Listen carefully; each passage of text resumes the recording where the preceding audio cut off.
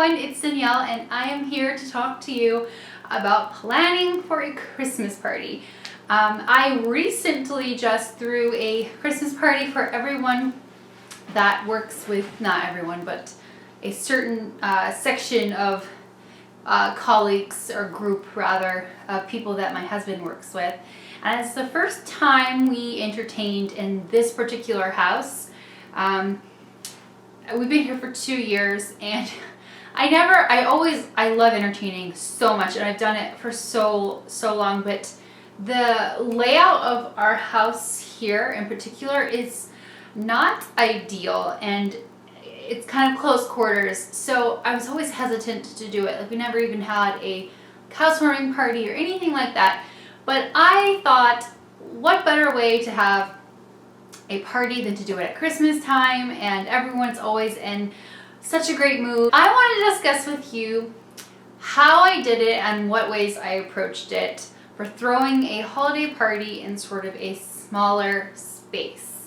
I knew that I wanted to do it in my home. I just wanted to find a theme that would be fitting. And I know during the holidays, there's literally, for us, we've had several different kinds of invitations to the extent of dinner parties, hors d'oeuvre parties, like a wine and cheese party, extremely elegant fancy parties, like dress to the nines, black tie. We've had like social events at like museum, like artsy sorts of environments, and that's all just between the mid of November to now. And so I wanted to do a breakfast, and so many of those friends that we had over and were colleagues were parents of young babies, and it was a great idea in the sense that they were able to bring the family and the kids, and who doesn't like breakfast? So with that idea in mind, I took to the internet and started looking at invitations. I stumbled across one that on Etsy, I believe, and it was a pancake and pajama party. After you have a theme in mind, that's when it would be appropriate to start thinking about invitations. I'm sort of old school in this area. I really like getting things in the mail, or if you don't have the address, doing a hand delivery. I just like paper invitations. There's something, it's just a special touch. There's nothing wrong with doing like the Facebook group invites or email. It keeps you more organized that way, actually, because you're able to respond online, yes or no, or you can see the numbers and who's responded and who hasn't. It's just like a quick at a glance, like keeping organized if you're having a big event. Ours was a little bit more small, like low key, so I did paper invitations. My favorite company to do that is Tiny Prints, and this is the back of it.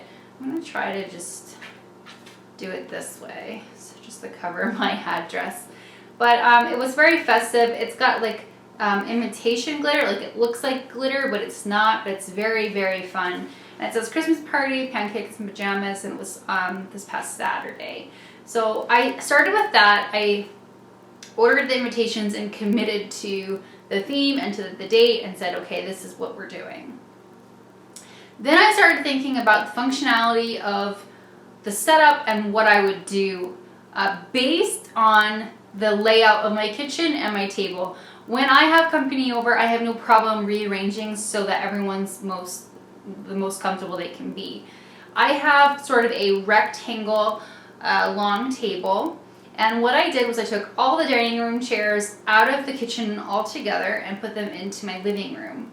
Now I have a toddler, he's such a mess, and he basically has stained 2 out of the 4 chairs that we have. So what I did was I went to Bed Bath & Beyond and purchased chair covers, and then wrapped a red ribbon into a bow on the backs of the chairs, and that was such a special touch because when you go into the room, they sort of just, because they're like this like creamy color, they were so bright and festive, and it was really fun. It's a great way to hide any stains or anything like that for your guests. So I did that, and then I pushed the dining room table up against my chalkboard wall, which I have in my kitchen. kitchen.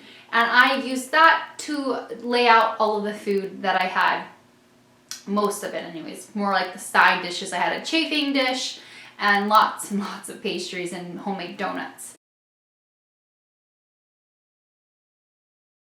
and things like that. On the table I also had some extra napkins, plates, and cutlery. Now I have a tiny little island in my kitchen, and I ideally use that space, put a red linen tablecloth over it, and I used it kind of like a cocktail table for people to sort of be able to have a place to stand and put their plates and eat if they were not comfortable eating off their laps in the living room. It actually worked out really well. Then in the back part of my kitchen, I had a cook or a chef come in and make the pancakes, because I didn't want either of us to get stressed out and get bogged down in the kitchen with pancake orders and not be able to, one, enjoy the party. Two, I had the kids running around and wanted to make sure that they were looked after and taken care of. And we just were able to enjoy ourselves so much more. And I didn't know this at the time, but when I hired them, they actually cleaned up all the dishes into the dishes too. So I would do that again in a heartbeat. But I found them off of sort of like a local listing website. Just posted an ad, said I was looking for someone to make pancakes for us, and found somebody, and it was incredible. They made to order pancakes with all the toppings and the fixings, multiple syrup choices. He had some great input. Then I also had off to the corner, I had a tea and coffee and hot chocolate station. So I had like 10 different choices of tea with toppings. I had cinnamon sticks, marshmallows. I'm still looking at this stuff because I have some of the toppings still over there because I've been enjoying hot cocoa quite often. 2 different kinds of hot cocoa. And then I had boxed coffee that I got from across the street, because that's just the easiest thing. And they provide cream and sugar and stir sticks and things like that. Everyone loved it. It was incredible. And then I also bought some creamer and syrup and Bailey's, Kahlua, and Irish cream. And that was a huge hit. I also had homemade maple whipped cream for the hot chocolate, peppermint sprinkles, and I think that's it for that. And that was probably the favorite like little corner, because everyone was just like loving all the stuff that they could put into their drinks, and that was really fun. The pastries and things like that, I also sourced out someone who did homemade things. I used to work for them. I knew it would be amazing. I didn't do any of the cooking. I don't really have a whole lot of time to bake. I'm not a great baker. So, I mean, depending on what you're wanting and what you want to do, I was able to do, feed everyone was so impressed and so amazed by it. It was really fun.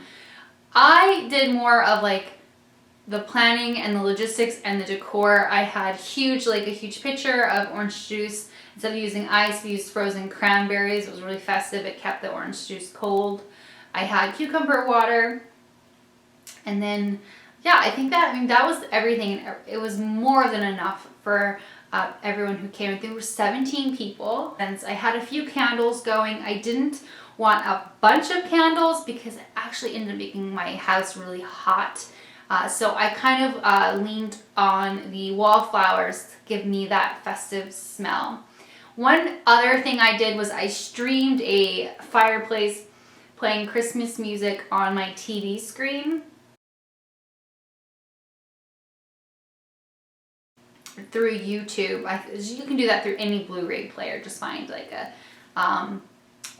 channel that has like the burning fireplace. It has the crackle sound, and it was when you have a small home and you're entertaining in the winter, if there is snow and you're concerned about boots in snow because you don't have a mudroom, I would recommend cleaning out your entire coat closet for the sake of your guests, which is what I did. I took out all of our coats and jackets and a lot of our shoes, which were mostly mine, and put them in my closet downstairs in my bedroom. That way I had ample room to hang up everyone's coats, and they knew that they were right there. And instead of having all of this mud and water and wet and slew of nasties, I had a little rug that's waterproof and absorbs the snow with like boot mats that have like the ledge so that the water doesn't seep out. I would say that the two biggest places you'd want, the top two, and then the third would be optional. The top two places to decorate when you're having a party, and I feel like a tree is a given.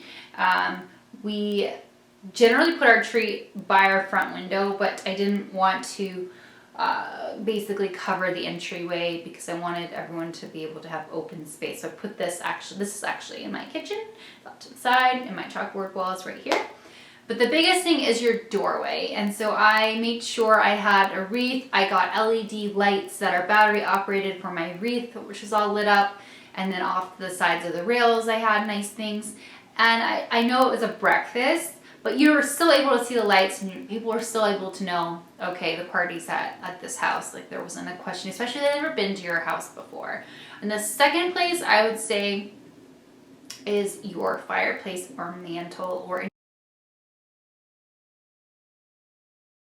any sort of focal point in your room. And so same as I did for Halloween, and I always kind of decorate. So I had garland, and I did homemade bows. Not homemade, but I actually watched a YouTube video on how to make like a 5-loop ribbon bow, and I put that in the middle, and I had clip-on poinsettias, and it just worked out so well. When you're planning for a holiday party, I sort of like to pay attention to those tiny little details and special touches, and I wanted to show a few of those with you.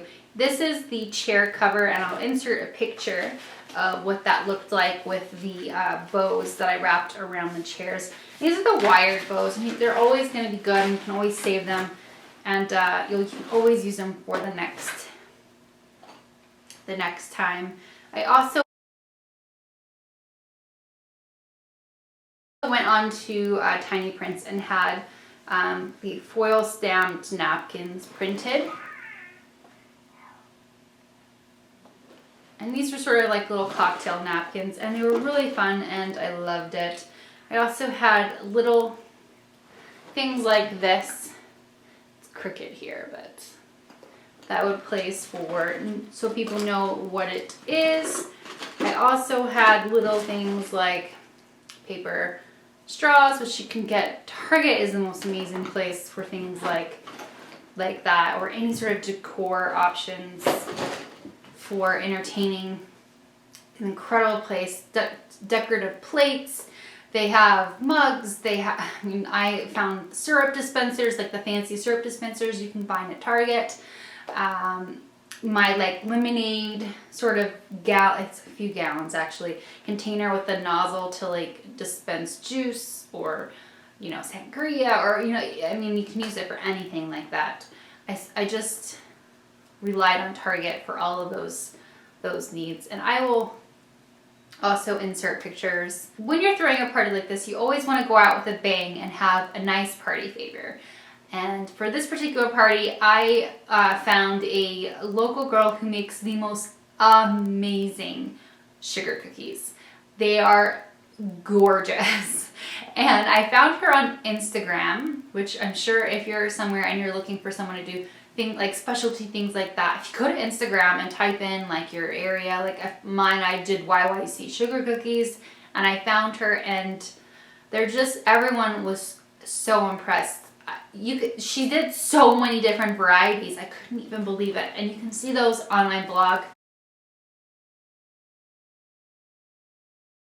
Really, really impressed with is the Santa Claus and the Christmas tree. I give her free range. She's an artist. She knows what she's doing. I just said, I'm throwing a breakfast party and I want something festive. And so this is what I ended up getting. And I don't even know if you can see the detail. There you go. And they're perfect. Not only that, they taste so great. This one is the Christmas tree, and it has edible pearls on it. I'm not sure if it's gonna, there we go. So pretty. Thanks for watching, and I will see you in the next video.